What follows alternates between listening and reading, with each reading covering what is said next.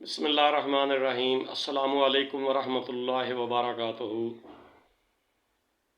میرے بھائیوں، میں آپ کو ایک بڑی قیمتی بات بتاتا ہوں، ذرا دھیان اور توجہ سے سنیں۔ اللہ کی زمین پر اللہ کے بندے جب بھی غلط راستے پر لگ گئے تو اللہ تعالیٰ نے ان کو سیدھے راستے پر لگانے کے لیے دو چیزیں بھیجیں۔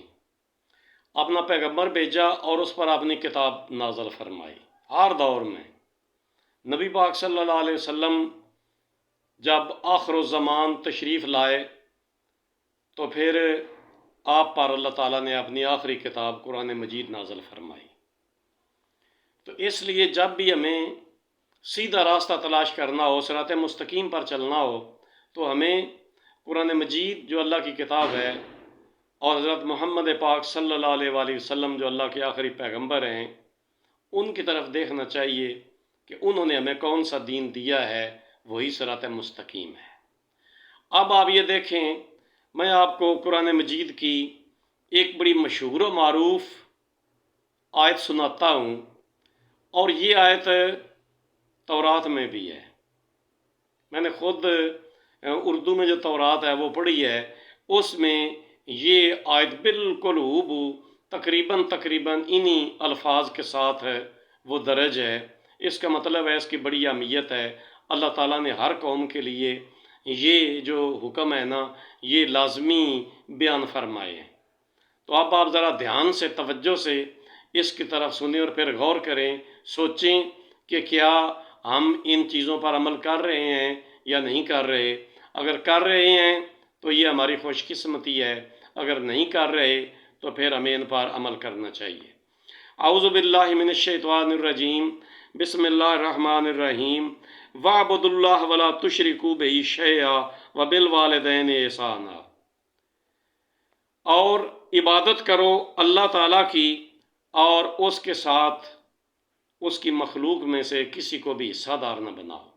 یعنی عبادت صرف ایک اللہ کی، اور اللہ کی مخلوق میں کسی کی عبادت بھی نہیں ہے، خواہ کوئی ہستی کتنی فضیلت والی ہو، اس کی عبادت نہیں ہے۔ عبادت صرف اللہ کی ہے۔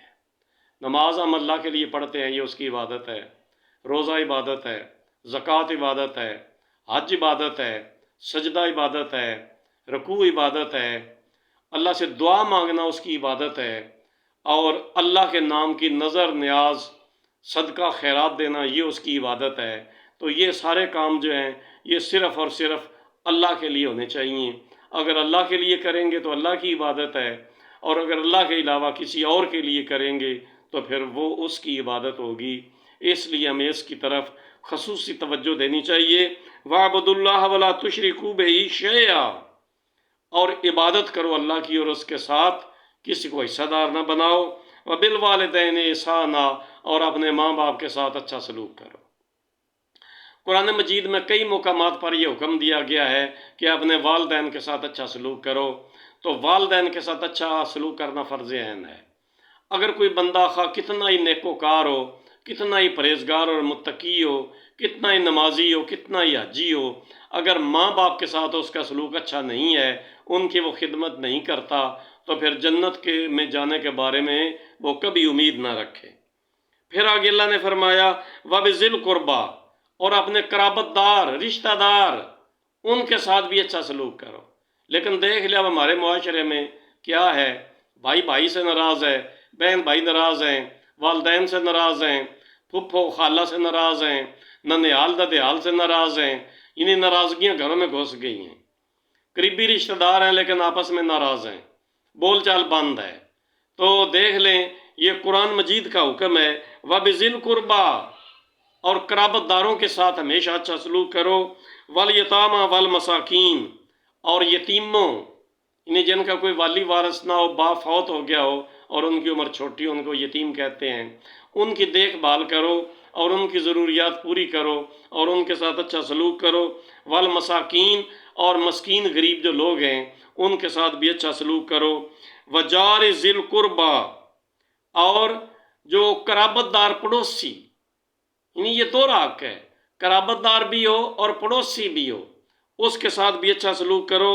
والجار الجنب، اور اجنبی پڑوسی جو رشتہ دار نہیں ہے، اس کے ساتھ بھی اچھا سلوک کرو، وصاحب بالجنب، اور ساتھ کام کرنے والا جو ساتھی ہے، ایک سکول میں کام کرتے ہیں اکٹھے، ایک دفتر میں کام کرتے ہیں اکٹھے، ایک فیکٹری میں کام کرتے ہیں اکٹھے، تو وہ جو ساتھی دوست ہوتا ہے اس کے ساتھ بھی اچھا سلوک کرو، وابن السبیل، اور مسافر کے ساتھ بھی اچھا سلوک کرو، وما ملکت ایمانکم، اور لونڈی غلاموں کے ساتھ، یعنی اب ہم کہیں گے کہ نوکروں اور خادموں کے ساتھ بھی اچھا سلوک کرو، ان پر ظلم زیادتی نہ کرو، ان کو کھانے کے لیے، پہننے کے لیے، پینے کے لیے ان کو اچھا دو، اور ان کے ساتھ اچھا سلوک کرو، ان کو تنگ نہ کرو۔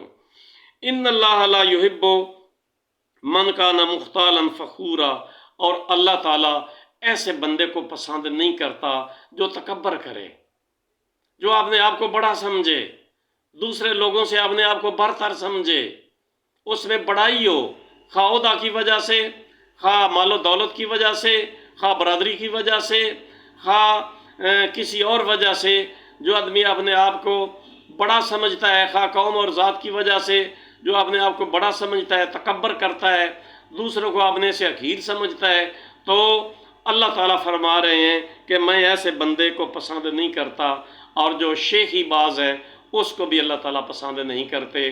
تو یہ دیکھیں، اس میں اللہ نے اپنے حق اور بندوں کے حق یہ بیان فرمائے ہیں، اور قرآن مجید میں یہ مضمون کئی جگہوں پر بیان کیا گیا ہے، حدیثوں میں بھی یہ کئی مقامات پر نبی پاک صلی اللہ علیہ وسلم نے بیان فرمایا ہے، اور یہ پچھلی امتوں کے لیے بھی تھا، اسی لیے تورات میں، بائبل میں بھی اس کا اللہ تعالیٰ نے بیان کیا ہے۔ تو ہمیں صرف رسموں کو نہیں، رواجوں کو نہیں دیکھنا چاہیے، رسم رواج بندے بناتے ہیں، وہ دین نہیں ہوتا۔ دین وہ ہوتا ہے جو اللہ نے قرآن میں بیان کیا ہے، نبی پاک صلی اللہ علیہ وسلم نے اپنے فرمان میں بیان کیا ہے، یہ ہمارا سلیبس ہے، نصاب ہے، اس میں سے امتحان ہوگا، اس کی طرف ہمیں توجہ دینی چاہیے، اور اس پر جو ہے نا ہمیں عمل کرنا چاہیے، تو پھر اللہ اپنے فضل اور رحمت سے ہمیں کامیابی دیں گے۔ اللہ تعالیٰ سے دعا ہے اللہ تعالیٰ ہم کو دین اسلام کو سمجھنے اور اس پر عمل کرنے کی ہدایت اور توفیق دے۔ وما علینا الا البلاغ المبین۔